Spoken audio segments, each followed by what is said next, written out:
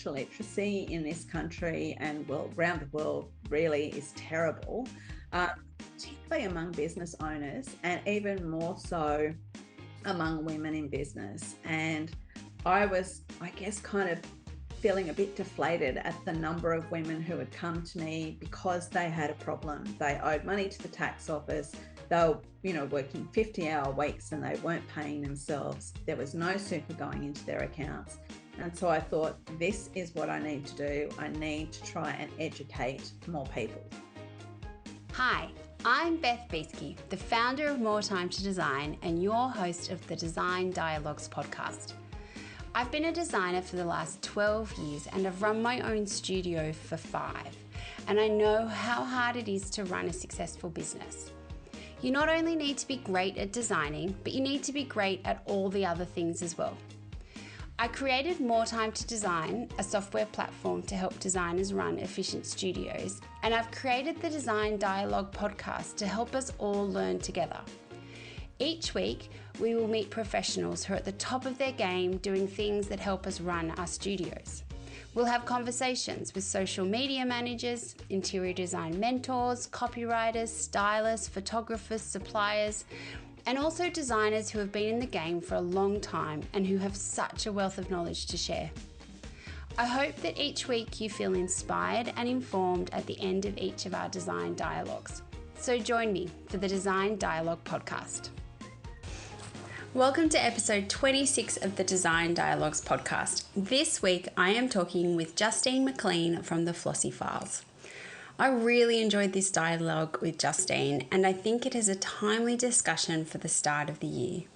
Justine is passionate about financial literacy for business owners, and I think the start of the year is always a good time to review your numbers and see how well your financial systems are set up. Just like the business processes that I feel so passionate about and why I started More Time to Design, all these systems are so important to get right, to make sure that your business is profitable and most importantly, sustainable.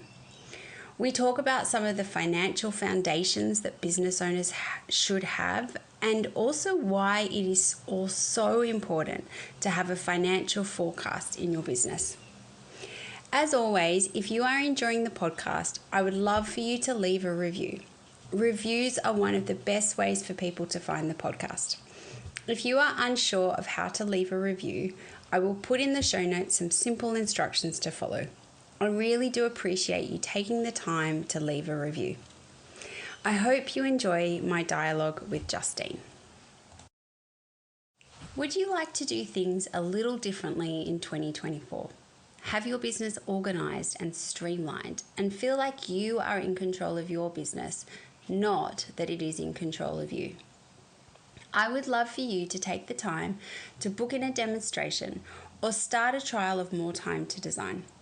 MTTD is a cloud-based studio and project management platform that allows you to run all the elements of your design business in one place.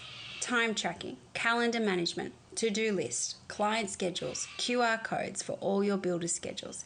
Keep track of your inquiries and lead management. Keep track of the financials of each project so that you know you are always making money, and so much more.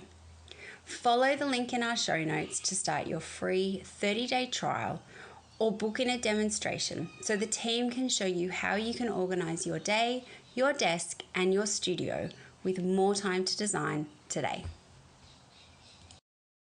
Hi everyone, and welcome to this week's episode of the Design Dialogues. This week I am joined by Justine McLean from Flossi Creative. Hi Justine. Hi, how are you, Beth? Thank you so much for having me on the podcast. Thanks for joining us. So I love to start each episode by finding out what you can see out your window today. So out my window, I can see the bush. I am about 150 meters from the bush. I'm about, 2Ks from the beach. And but it's very windy out there today. So I'm seeing very big swaying gum trees right now. And it's really hot here. So I don't know what it's like for everyone else, but that's what it's like down on the south coast in New South Wales. Oh, sounds picturesque, but yes, today is a bit of a scorcher. So yeah, for sure. So I would love to hear about your business and where you've gotten to today. You have quite a varied background, like it's quite a meandering path to where you are today. So tell us a little bit about that. Yes, I like to say that I've got a bit of an eclectic business back because honestly, my first job was in publishing. So I started in publishing when I was very young. And but when I had my, first son back in 1994, which seems like a really long time ago now, I didn't, necessarily want to work full time. But back then, I don't. Well, there really wasn't such a thing as a freelancer. Yeah. Certainly wasn't work from home. I was a commissioning editor in a big publishing company, tax publishing, interestingly enough. And when I was on mat leave, one of my first babies, which was a book on tax, very interesting stuff. Real page turner. Yes, real page turner was, in the works. We did this book every year, and the authors wouldn't work without me on their team. So I was enough to actually become a freelancer. I had to resign, but I could become a freelancer. Now, obviously, it's very common. Then, in 2002, I had 4 children. My fourth son had just been born late the year before. My husband and I, for reasons that still, I decided to open toy stores, a couple of toy stores. We were early adopters of e-commerce. And so we kind of did that for a long time. But there was always this calling to come back and do these freelance jobs for me, whether it was writing, whether it was going into one of the big magazines, Better Homes and Gardens, Home Beautiful, New Idea Food, and do little jobs for them. And so I always sort of had my hand in that publishing. And what I found were people, were fascinated about this whole idea of working for yourself, whether it was having the big retail store or whether it was this side hustle that I had of doing these jobs. And so I would get asked lots and lots of questions. How do I set up my business? I don't know how to get paid. My pricing doesn't seem to be right. And so I thought, you know what? I'm going to start a business blog on this. And of course, when I was doing retail, that business started with my husband. And so he and I, as you do, we divided the jobs and I ended up with the finance. Yeah. Now, for someone who wasn't that great at maths at school, I wasn't too thrilled with that, but I pretty quickly realized that I needed to be on my game when it came to business finances, because our accountant actually completely buggered up our tax one year, and we were left with a $42,000 debt. And we just didn't have 42 grand sitting around, waiting to kind of pay the LTO. And I thought, I never want that to happen again. So in conjunction with everything else I was doing, I actually decided to get qualified, do an accounting course, become a qualified BAS agent. That was 1,000 hours of supervised BAS preparation with an insolvency firm. And it's boring as it sounds. But, all of that sort of combined, and of course, lots of people asking me all the time about how do I start a business? I thought, you know what, I am actually going to branch out and start another side hustle, and I'm going to do bookkeeping and BAS compliance for people, and I'm also going to be an advisor. And so that started in 2016. When we got to COVID, that ramped up. It kind of went off the scale because people just needed that sort of information back then. And earlier this year, I actually sold off that one arm of my business, which is the bookkeeping and BAS compliance part of my business. So if anyone ever says to you, you can't be a multi-passionate business, because my company had, BAS services and bookkeeping, that financial education, there was writing at one point. Don't listen to them ever. You can, whatever you like. And so that's what brings me to today in 2023. Once I sold off that big part of my business, I very much decided to focus on that financial education, because financial literacy in this country and around the world really is terrible, particularly among business owners, and even more so among women in business. And I was, I guess, kind of feeling a bit deflated at the number of women who had come to me because they had a problem. They owed money to the tax office. They were, working 50-hour weeks and they weren't paying themselves. There was no super going into their accounts. And so I thought, this is what I need to do. I need to try and educate more people. So created a course, Business Money Formula, and I do lots of one-to-one and group education with all sorts of business owners, lots of designers. That's awesome. Wow, that really is quite the eclectic path, a combination of skills and all of that kind of stuff. So one question that I would love to just touch on, just because it is such an amazing kind of combination of things you've done, but also because you've done it while you've been a mum of 4 kids. How do you manage all of the hats? It's a good question. And I think it's one of those things that, as women, as mothers, you kind of just get on with. I mean, when I started my first business, my purpose was then, and it still really is now, even though my youngest is 22 and my eldest is now 29, it still is very much about family for me, and just being able to work for myself and having that ability to swap and change as I needed to be able to look after the kids, to get them to their sport, to help them do their homework.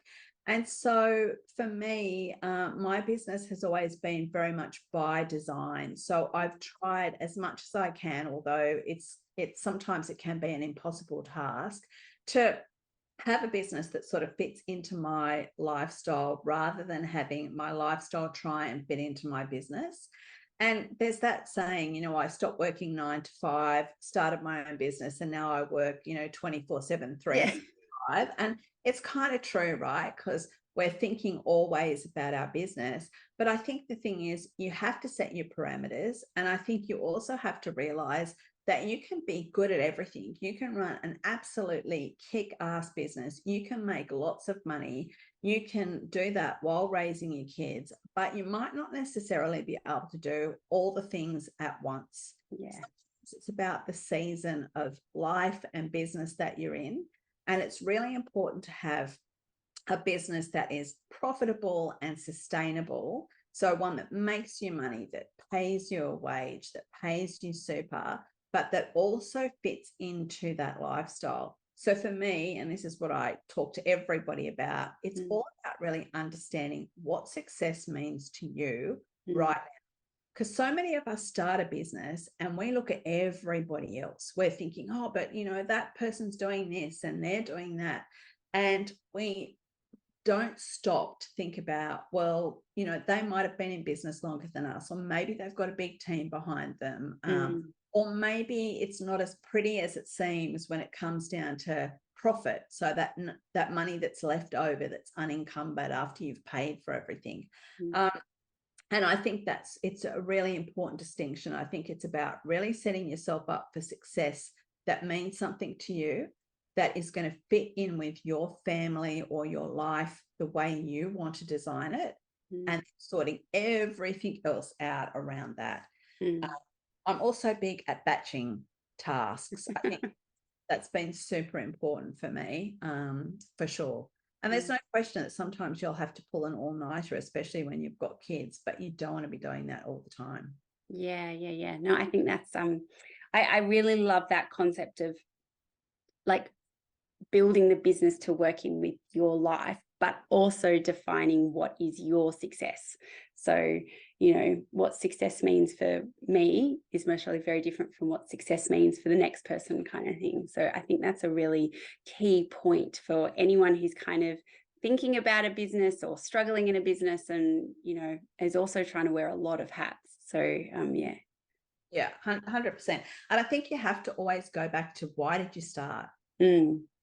What made you kind of take that leap? Because it is a big leap to start a business. And so when things don't seem to be going that well, go back to that. Go back to why you started and then work backwards from there. Yeah, I know. It's funny you said that. Like, I've had a real mind shift just actually in the last few weeks, because the main reason why I started my business was because I wanted to be able to pick up the kids from school and be there for them and all that kind of stuff. And then my son decided that he wanted to do an extra session of cricket next term, which means I've got to pick him up from school a bit earlier one day. And I was really cranky. Like, I was really glad that he wanted to do it, but I was cranky as well, because I was like, oh, that, like, it's a couple of extra hours of work I'm going to miss out on. And then I was like, this is the whole reason why I started, because I wanted to be able to do this for him, kind of thing. So yeah, it's sometimes you do just need to kind of reset thinking a little bit and remember why you started. Yeah, for sure. And I think also, you know, just to your point there, because I know exactly what you're saying. My two eldest kids were elite athletes. So we were going to, you know, sometimes I think back and I think, how did I actually get them to all their trainings? I don't even know. But I think the thing to always remember is that it's okay to ask for help. And that was something that I wish I had done sooner. Yeah. So sure, it's about, you know, as I said, thinking, and as you've had that epiphany, thinking about why did you start, but then remembering that it's okay to ask for help too. Yeah. I'll definitely be the mum on the phone pacing around the oval. So something that I hear way too often from particularly women in business is, oh, I'm not good with the numbers. It's not my thing. I'm a creative. And I always feel very nervous when I hear that, because I'm just like, that's what being a business owner is. You can't put your head in the sand. And you talk a lot about the financial foundations and how important it is for business owners to understand their numbers. What are some of the things you would advise to people who kind of don't even know where to start? Like, when you say, what are your numbers? They're like, I don't know. I've got no idea. Where should people start? Yeah, good question. It's more common than you think. I think most people who have that creative bent, or most people, to be fair, who go into business, ever go into business thinking, wow, I cannot wait to get my head around the numbers, the finances. I think for a lot of us, it's definitely not the sexy part of business. You know, that's the branding and the website and the marketing and the social media and whatever it is we're selling, all that sort of stuff. And in conjunction with that, then comes this story that you tell yourself. It's that the psychology that you have around money, which is often a learned behavior, something that we were, confronted with, or that we kind of just happened around us when we were young. And so all of us have a money story. And for a lot of people, that money story is, I'm not good at money. It could be because your maths teacher told you that you were bad at maths. It could be because your accountant laughed at you when you wanted to start your business. But my thing is, you know, you don't have to be good at the finances to run a business. You just have to be prepared to understand the numbers.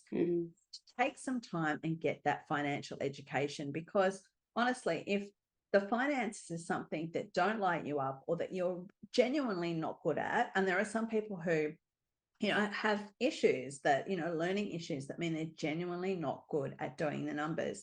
Great creatives, but just not numbers people. Even if you choose to abdicate the responsibility, or I shouldn't say abdicate the responsibility, but outsource that work, don't abdicate the responsibility completely.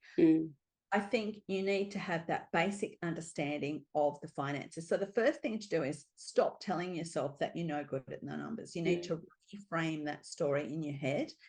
Could be, well, I might not be great at numbers, but I'm going to get the help that I need to be good at this, or good enough at this to be able to understand what is happening within my business. Because the truth is, unless you get those basics right, unless you have things like a bank account that's just for business, either, you know, a cloud accounting system, for example, or, your program, more time to design, or some systems and processes set up from the beginning, then you're kind of setting yourself up to fail. The number of times I've heard, oh, well, I just write things down on a piece of paper because this is my first year in business, or because I'm not making enough money to justify worrying about the finances. I'm like, no, take it seriously from the beginning. Start as you mean to continue. Get that basic knowledge of the finances in your business. So, and all those good money habits that you need to have in your business. And then if you still need to outsource, do that. I always say to people, build in a regular time to work on your finances. I always say it's a Money Monday, a Finance Friday. If you can think of an alliteration for another, use that. But use that time. It only needs to be an hour to really focus on the finance. So it could be things like getting your invoicing out the door. The number of designers who I work with who just forget to invoice and then wonder why they've got no money, it never ceases to amaze me. But you can pay your bills, you can have a look at your bank account, or you can reconcile your cloud accounting. You could talk to your finance partners, your bookkeeper, your accountant, find out how the business is going, have some numbers that you need to review. So that could be the cash in the bank, or the, your pricing. Is your pricing stacking up? Are you so busy that you can't keep up? Maybe that means your pricing is too cheap. And then I think the other thing to do is to, set some financial goals from the beginning. So apart from the money story and getting all those basics right, it's really the focus comes down to setting a goal. And a lot of people automatically think it needs to be a dollar goal. It could be a dollar goal, but it doesn't need to be. A financial goal could be as simple as just making a commitment to use your business bank account for your business only. It could be setting up some systems and processes that are going to help you invoice faster, make it easier for people to pay you. It could be that, you're going to get a pricing review done before the end of the quarter, for example. But it's about really, those three things, I think. One of the other things that I think small business owners, particularly women, particularly when they're starting out, don't think about is paying themselves super. And I think that is such, there's so many statistics that are absolutely horrifying about the disparities between super levels and all of that kind of stuff. Do you think that people should pay super to themselves from day one? Absolutely. Yeah. I think you should set up your business so that every time you take on a client, that price, the quote that you send out is going to cover what it costs you to run your business, the number of hours that you're obviously going to put into the project, which doesn't just include the hours that you're doing. It also includes thinking time and faffing about time. And I always like to add 10% for that. But it also includes what your salary would be for that time. And that's, so that's understanding how many hours it's going to take you to complete a project. So you might charge out at 150, 275 an hour, but you might not necessarily, and you probably won't be, taking that as your salary. You might be happy to take $30 as your salary, and then you'll be adding 11.5% in super to that. So I think, it's about every single project from the beginning needs to be set up in that way so that you are doing all of those things, paying the business to run, paying yourself wages and super, paying your staff if you have them, and building in a profit number. I think if you do that from the beginning, then you're always going to pay super. I think you're right. So many women just think, whatever's left, because I'm a sole trader, that's my pay. But quite often, whatever's left isn't really enough to cover the cost of business because we haven't kept a great eye on that. It's not enough to pay a wage because we just haven't set ourselves up to pay ourselves a wage. So, for me, there's probably zero chance that you're going to be earning the corporate salary right off the bat. Even if you set yourself up to earn the minimum wage plus super from the beginning, then that's better than just doing nothing or being a year in or 20 years in. I had a client a couple of years ago who was 20 years into the interior design business and still not paying herself a wage. just keeping whatever was left and hoping that was enough to contribute to the household. I think, you know, it's key to do it from the start. Yeah, and I think, I mean, that's such an important part, because I know a lot of designers that might be in like year 6, year 7 of their business.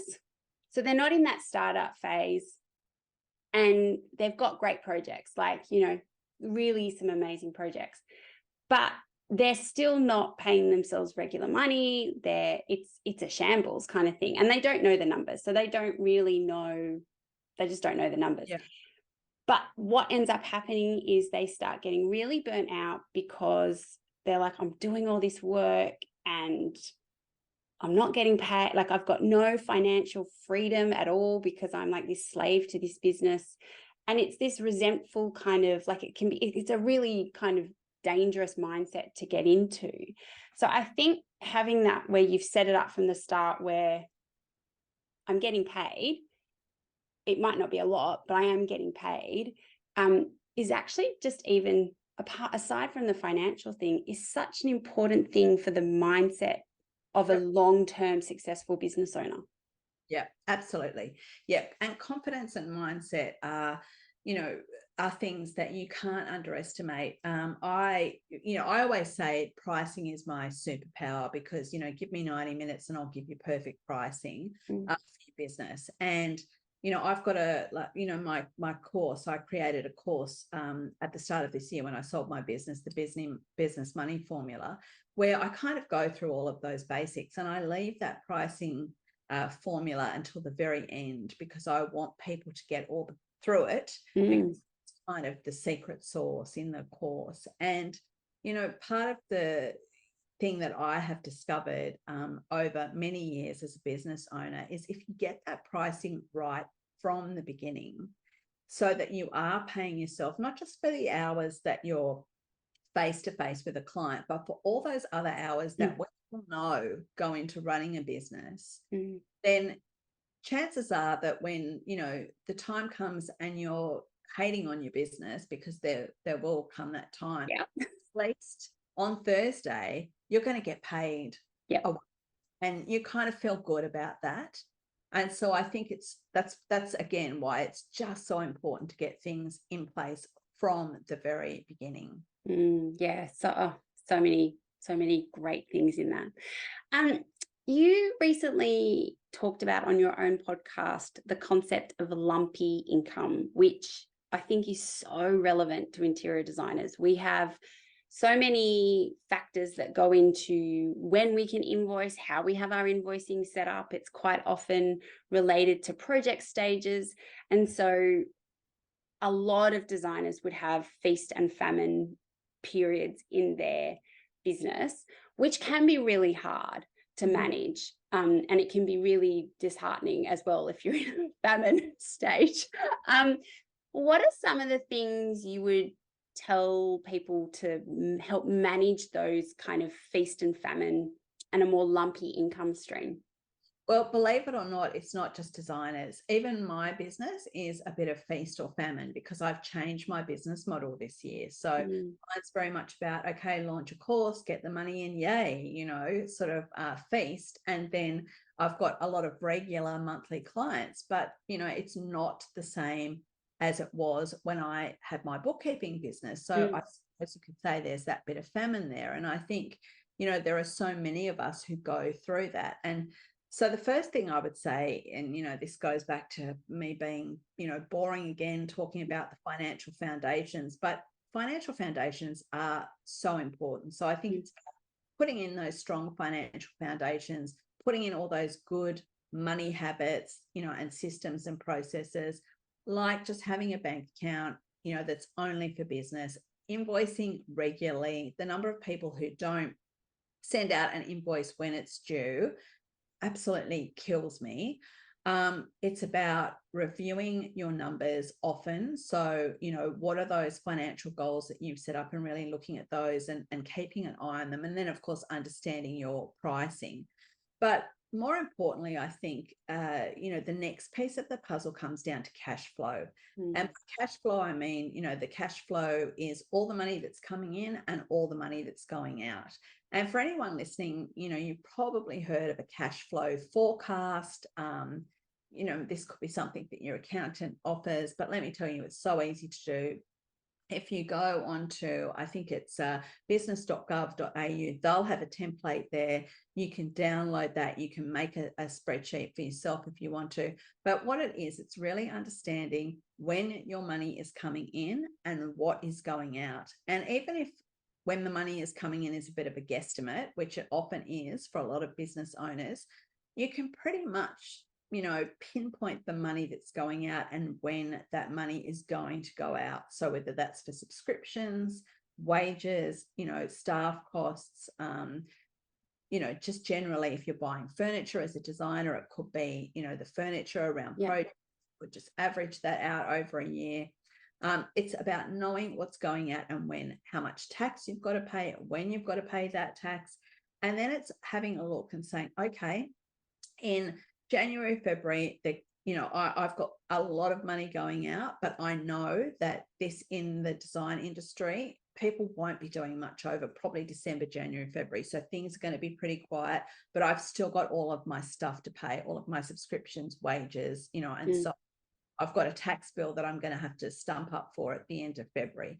So, it's understanding that to cover those costs, you're going to need to save at some point. So when all the money is coming in, when you're in that feast, portion of your business, it's about not going crazy and thinking you can spend all the money, but being able to look ahead at the cash flow and say, okay, to get me through these months, I need to save.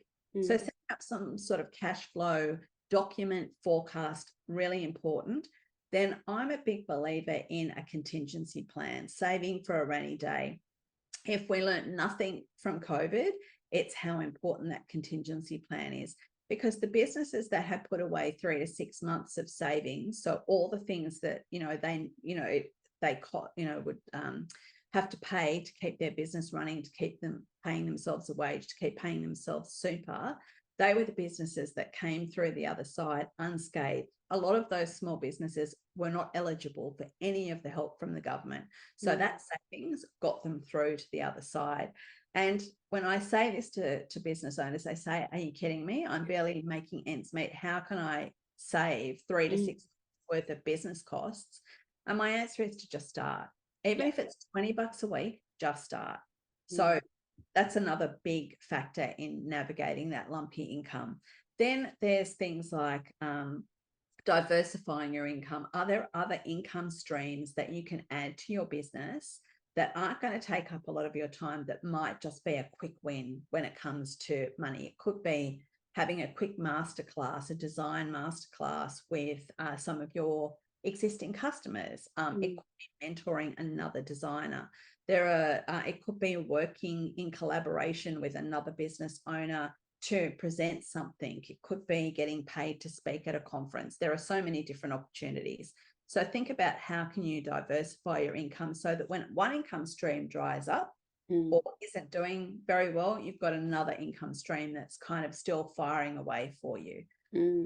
Then the next thing is to, be mindful of your customers. So many of us don't think about this. We expect that if we work with someone once and they've loved the job that we've done for them, that next time they need a design job done or whatever that job is, they're going to come back to us. Yeah. Just like entrepreneurs who have that kind of shiny object syndrome. Yeah.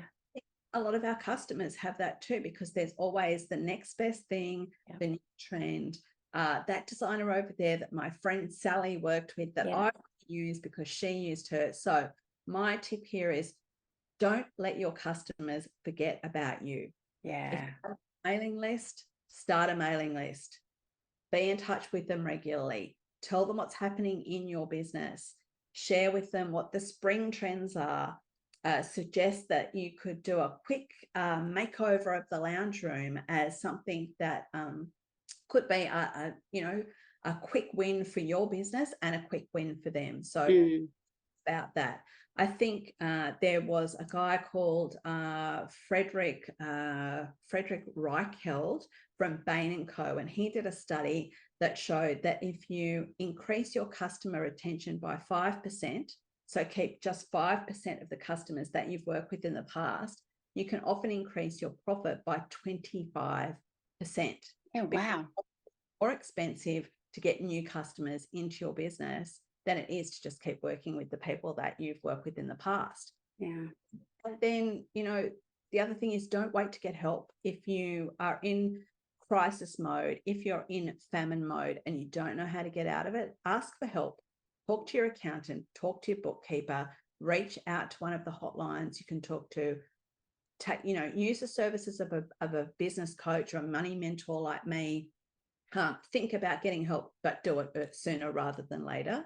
Yeah. One that I would say that gets a lot of people in trouble, particularly in business, is that everyone wants to scale. Everyone wants this big, big business. It's okay to have a small, boring business, by the way, but just scale with caution, because if you're in a lumpy income business and you haven't set up all of those other things, when you start to scale and go, grow a bigger business, then you just put a magnifying glass on the things that aren't working. Yeah, I think that's really interesting. All of that was so great. But I think that point about scaling is so important, because I think so many people start a business and they think, oh, it's going to be so great. We're going to have 3 or 4 employees and all this kind of stuff. And it's actually the stress that brings, especially when it's a kind of business that doesn't have, like a retail store which might have money coming in every single day, something that is a bit more service-based, that is, a bit more irregular in its income coming in. That can be a very big stress to manage the extra additional costs that come with a team. And it's not just wages. There's so much more. Yeah, I think there's something like only 7% of businesses in Australia reach turnover more than $2 million. And I was speaking the other day to a lady by the name of Jenny Stillwell, who has written a book about this. And I said to her, I'm fascinated. Why is that the case? What have you discovered? Why don't people exceed that turnover? And her answer astounded me, because it's the same thing that will stop you from reaching, $200,000, not just 2 million. And that is, that you don't have good financial foundations, you don't have great systems and processes in place, and you don't manage your staff well. And so they're the 3 things that stop people, growing, scaling a business. But as I said, it's the same problem that I see when a business is trying to reach 200,000 or $500,000. Yeah. And I add to that, the 4th thing for me is that they don't look after their customers. Yeah. Interesting stuff, and pretty simple, foundations for starting a business, really. Yeah. And I think that's really interesting, because I think people think more staff equals more income or larger profit or whatever. And quite often you can be earning, your profit can be the same as when you are a 1-person design studio versus when you're a 5-person design studio. So your income might be greater, but that percentage of profit and what's left at the end of the day and what you're able to pay yourself could be the same, maybe less, but you've got a whole heap more stress because you're managing people. So I think that's really interesting. And I don't think it's something that people think about a lot. And, we don't design school, we don't get taught very many business skills. And so I think it's something that catches people by surprise. Yeah. I totally agree with you. And I think, you can't underestimate how tricky a business becomes when you add staff to the business, because you are dealing with not only all the legislation and the, I's that you have to dot and the T's that you have to cross when it comes to staff, but then you're dealing with people. And, often as business owners, we keep everything in our head. write down the things that need to be done. We just sort of have an expectation that we're going to hire someone and they're going to pick it up and they're going to run with it and they're going to be so amazing. That's where good systems and processes come in place, into place. Good training, is really important. And then honestly, things still might not work out because, people are people, and it's a very different workforce now than it was even 5 years ago in terms of the expectations that people have. And I think what you said about profit is very true. So I think the important thing is to always come back to that, success definition. What does it mean to you? Because sure, you might not be turning over 200,000 or 500,000 in your business. Maybe you're turning over 150,000, but maybe you're doing it with just you. And, the bulk of that is paying yourself a wage because you're running a really lean business. And I know what I'd rather have. Oh, totally. Yeah. Yeah. I actually think it's really amazing the number of people who kind of do a full circle on this, and they're kind of like, they might, like myself, where I got to learn the joy of leading other people while I was working for other people, or other people who do it through their own business. And it's amazing the number of people who circle back and go, a really lean business by myself is just really looking great at the moment, kind of thing. Like I think it's something that not enough people really think about when they start a business. And I think when people think about scaling, they also most probably don't realize that at some point, you're most probably going to go from doing a lot less creative work and becoming a lot more of a people manager. And that is a very different skill set. Yeah. And I think that happens the minute that you take on team. Like you, I've kind of, done that full circle moment myself. My whole team went with the sale of the business back in February. So I'm kind of starting again. And I'm, it's very much now, okay, what does this kind of season of my life look like? Do I have the willingness, I guess, to work with a whole bunch of other people? Is that what I want to do, or do I want to keep things deliberately quite small and just have freelancers here and there, which is really what I've got now. So I think it's about that. And I think it's there will be some people listening who think, no, I want the design studio, I actually want to do less designing. I'm that people management, because the prize at the end for me is the bigger business, the more money, the bigger team.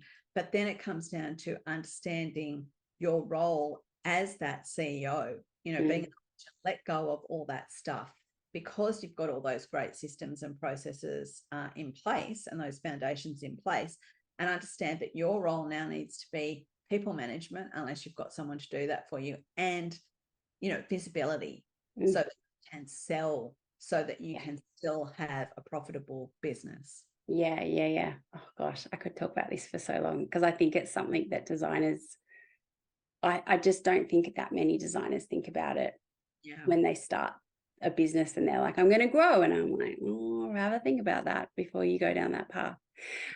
One thing that you touched on right at the beginning was about how even if you don't feel you're very good at numbers and you want to outsource it, you've got to be across it to understand.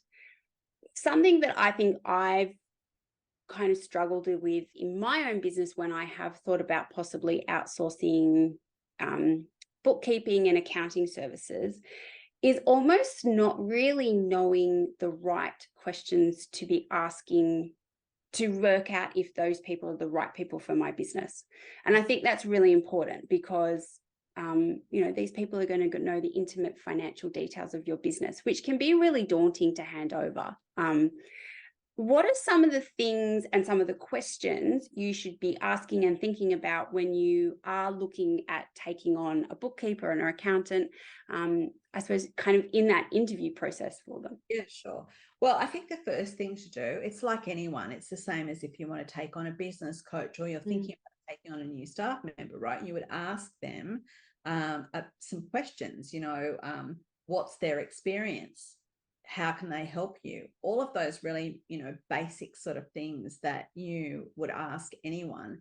But I think when you would start to look, because that is often the impediment for people, they know they want a good accountant, they know they want a bookkeeper to help them, but they don't know where to look. And, there are bookkeepers and there are bookkeepers and there are accountants and there are accountants, right? And you might, need a BAS agent because your business might be quite large. You might not want to spend the money on an accountant. So you might want to, choose a BAS agent, which sort of sits in the middle of an accountant and a bookkeeper. So there are options when it comes to getting those people to help with the financial side of your business. And I think the first thing that you want to do is ask around, because people are going to tell you that, if they have a good bookkeeper, good accountant, good BAS agent. My business was literally built on referral when I had that compliance business. So people would tell other people that they liked working with me, and then, they would, maybe not come into my business as a client. So I think ask around, find out who people are recommending, and then book discovery calls with them and really conduct it like an interview. I think so many people feel intimidated by their financial partners, particularly their accountants. The number of people that I've heard say, oh, I'm going to stay with my accountant, even though I know they don't do a good job. I know I'm being overcharged, but, I've been with them for 10 years, or it was my mum's accountant, or it was my auntie's best friend, and the other thing there is that, when you are working with these people, it's not a dictatorship. So first of all, you don't have to stay with someone that you don't like. If that person in that interview process, in that discovery call, you need to be very clear about, what your business is about, what your purpose is for that business. I want to make $1 million. I want to turn over, 500,000. I want my profit to run at 25%. I need someone to help me get there, and then see what they say.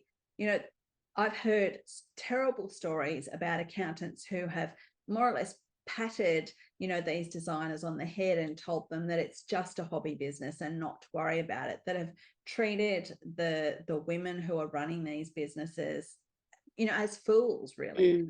But for whatever reason, they choose to stay with that person to prove them wrong. Like one of my clients is in exactly that boat right now. So, book a discovery call, ask questions, share what your purpose is, and ask that accountant, bookkeeper, BAS agent, how can they help you to achieve your financial goal? What are they going to do to help you? So it could be a monthly meeting, a quarterly meeting to just go over your numbers. It could be that, that person's on speed dial, so that if you've got an issue that you need to ask a question of, you can ring them, and that's okay. That's the relationship I have with my accountant. He knows, what I want to do with my business. We're on the same page. I can ring him at any time and he is happy to give me advice. He doesn't charge me for that advice. He simply wraps it all up in the fee that I pay him at the end of financial year to do my tax. So all that sort of stuff. A lot of accountants are going to help with top line stuff only. By top line stuff, I mean it's kind of that big picture, wishy-washy. Their job is to get you the best tax return, and that's all they're going to do for you. Whereas a BAS agent, a bookkeeper, will have a more intimate knowledge of your business, that day to day. I'll be saying to you things like, well, you really can't claim this, or did you know you could claim that? And so that's important too when you sort of. So one thing that I think would be really great to do right now is, can you give us a different definition of a bookkeeper and a definition of a BAS agent and a definition of an accountant? Because I think quite often these terms get thrown around and it's like, well, what exactly does a bookkeeper do? Yeah. So basically all three of those roles, you need to be qualified. You need to have gone to TAFE University and have the relevant qualifications. BAS agents and accountants are required to be registered with a board called the Tax Practitioners Board. To be registered with that board, you need to have the proper qualifications. You need to be a good and proper person. You need to have appropriate insurances, and you need to be a member of an institution. I was going to say a club, but that's not what I mean. So I am a member of the IPA, the Practicing Accountants. So, and to do that, you will have to go through an interview process to be part of that association. So there's all those sorts of, dots that need, I's that need to be dotted, T's that need to be crossed to get registered. So you need to be registered. Bookkeepers, there's less I suppose, registration qualification around them in terms of what they need to do to be a bookkeeper. So they have a much more basic entry level qualification, not as much experience, and they don't necessarily have to be registered. They can get registered and do all of those things, but a lot of them won't bother. So bookkeepers are more like the day-to-day, doing the day-to-day stuff when it comes to your business. So going into your cloud accounting and doing the reconciliation, maybe paying some bills for you, chasing up people who haven't paid you. It's very much that day-to-day. Does this have GST in it? Yes, it does. No, it doesn't. They can pull together all the reports for you and kind of send them to you and keep you up to speed. A BAS agent will have way more experience. They'll come in at a completely different level where they're almost acting like a CFO, your chief financial officer. So they're taking more of a wholesale look at your business, and they're giving you some advisory around, the levers that you can pull in your business to make your business more profitable, to help it grow if that's what that's what your goal is right now.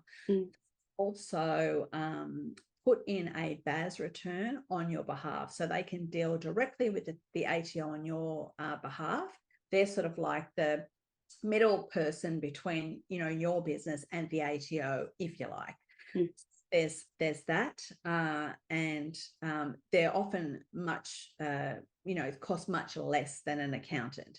An accountant is the level above. As I said, their job is to really get you that best tax return that they can. And, they also, BAS agents have to keep an eye on the legislation, but not to the same level as an accountant would. So an accountant needs to be across the legislation, know what they can and can't claim, make sure that everything they're doing is correct. And there's also a whole lot of things that BAS agents, for example, aren't allowed to do. So, we can't put in FBT returns, for example. We can't put in a tax return. We don't get access to the tax portal, for example. So they'll have that next level of access and with the ATO, and that next level of expertise when it comes to your business financials. Yeah. And so you could really have all three of them in as part of your business team. And it might be that you are talking to your bookkeeper every week. You might be talking to your BAS agent once a quarter or a bit more regularly. And then you might only be talking to your accountant once a year. Correct. Exactly right. Yeah, you've nailed it. So that could be the case. At the very least, I would say to anyone who's a creative business, if you can afford to outsource, I would outsource to a BAS agent over a bookkeeper. Why? Just because it becomes more of a one-stop shop. They can get everything done for you that needs to be done every quarter, and give you a bit of an analysis, a more detailed analysis of your business than you probably get from a bookkeeper. And then bring the accountant in once a year to kind of do the tax. And the truth is that if you have a really good BAS agent that is working with you in your business, then your tax return should cost less because most of the work should be done. So when your file or when your financials go across to your accountant, they should be looking at your financials saying, wow, this is a great job. I don't need to do a lot here. Yeah. And your BAS agent becomes the point of contact for all of the questions. So I would say you definitely need an accountant. Anyone who is out there who is trying to do their tax themselves, I think is a little crazy. I don't do my tax myself. I outsource it to my accountant because I feel that it's his job to kind of have a handle on what's going on to a better and higher level than I would have. So, that's my thought on that.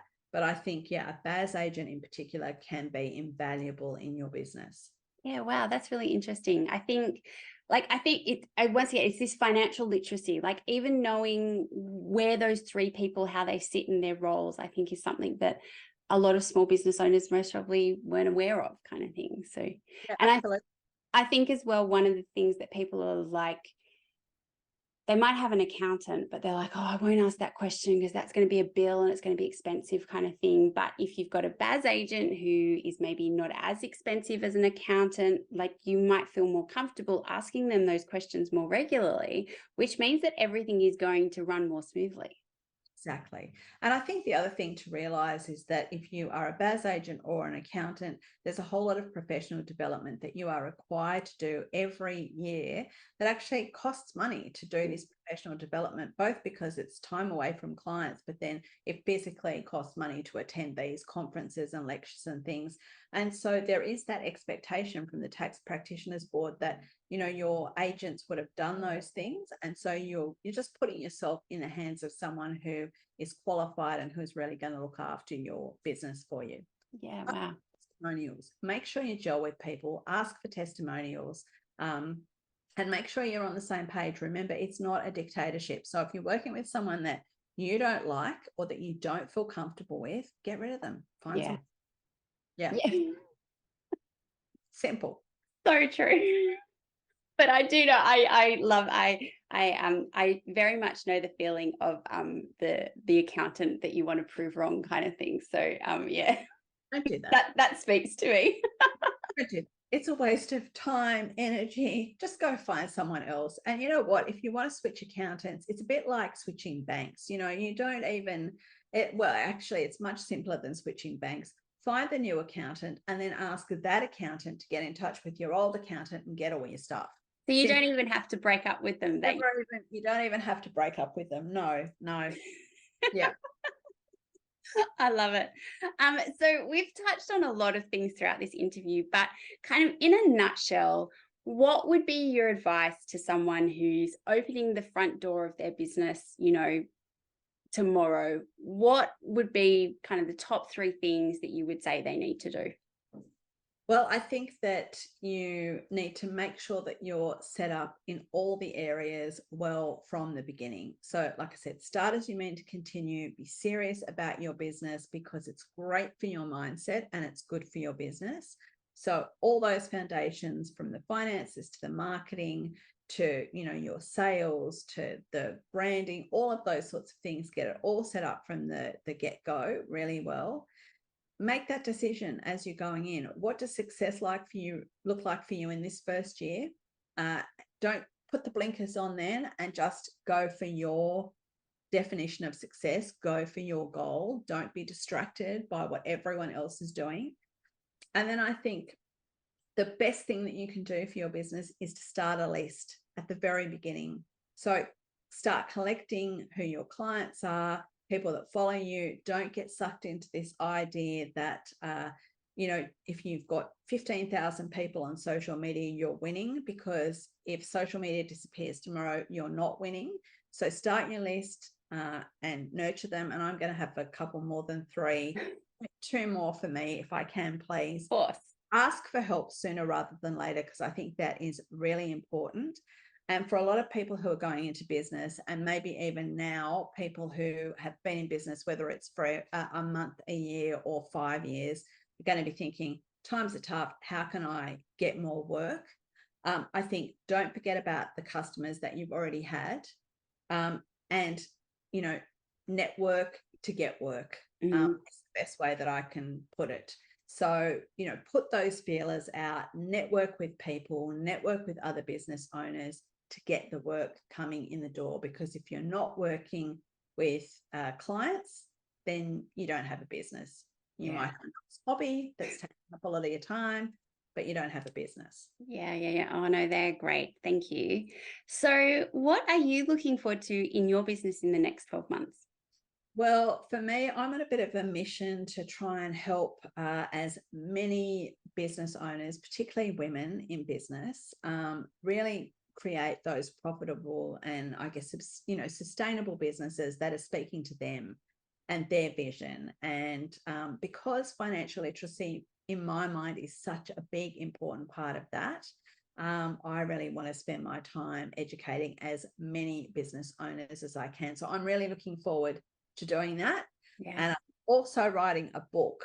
So that's pretty exciting stuff for the next 12 months. Oh, wow. Well, I am a big part of my thing is cheering on women to grow businesses that are not just surviving, but absolutely thriving. So, I can't wait to read your book and hear more of your podcast and your content because it's so helpful. So where can our community reach out and find you? Well, I'm always hanging out on Instagram, so you'll see me at Flossi Files over there. That's Flossi with an I. I'm in a phase of rebranding, so I'm going to rebrand to my own name because it'll just be simpler. You can join the Business Money Formula waitlist. The next course will be opening early next year. And you'll find a link there on my website, which is at flossi.com.au. Again, Flossi with an I. Come and listen to my podcast, Secrets of Successful Business, and let's hang out there too. Awesome. I will link to all of that in the show notes for everyone. Justine, thank you so much for this. I have learnt so much, and I hope everyone else as well. Thanks for having me, Beth. It has been amazing talking to you today. I hope you enjoyed this dialogue with Justine. One of the key things that I took from my dialogue with Justine today was something she mentioned right at the beginning of our chat. It was how her accountants stuffed up their books and they had a huge tax debt. I think this highlights so many of the points that we spoke about why it is important to understand your figures, and not that you necessarily have to be good at the numbers, but that you can't check out of the financials completely. I think this is so important, especially for female business owners, to appreciate and understand the key parts of your financial statements. I loved talking to Justine as well about wearing all of the hats and how making sure that you define what success means to you. What does it look like for your life? And also that what success looks like might change over time. Also that you can have it all. Just maybe not all at the same time. I know for me, one of the biggest reasons I started my business is I wanted to have the flexibility for my family. And my kids are little, so that means that sometimes work takes the back seat, which I won't lie, I can be frustrating because I have big plans for my business. But I know this will change over time as they get older. The other thing that I loved hearing from Justine was a really clear definition of the different roles that financial professionals may play in our business. I think understanding the different roles these people take is so important, and how it's not always that you just need an accountant. Sometimes there's other people who can play an important role in a way that makes it more achievable financially for you. Please make sure to reach out to Justine if you would like to learn more about the financial foundations of your business. She is such a wealth of knowledge and is just a great human, and I know would love to help you all out. I hope you enjoyed this dialogue with Justine, and I will see you next week for our next design dialogue. Want to simplify the way you run your design studio? Learn how to organize your day, your desk, and your studio with more time to design. A cloud-based studio and project management platform built by an interior designer for interior designers. Make sure to book in a demonstration or start your free 30-day trial today. Follow the links in our show notes or head over to the More Time to Design website. Thank you for listening to this design dialogue. I hope you have found it full of inspiration and helpful information to take into your design studio.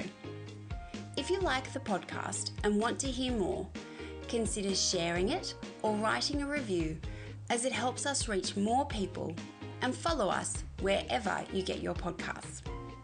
If you would like to unlock the power of effortless studio management and elevate your design business to new heights, please follow the links in our show notes to see how More Time to Design can help you build a better business. Have a great week, and I will see you for our next design dialogue.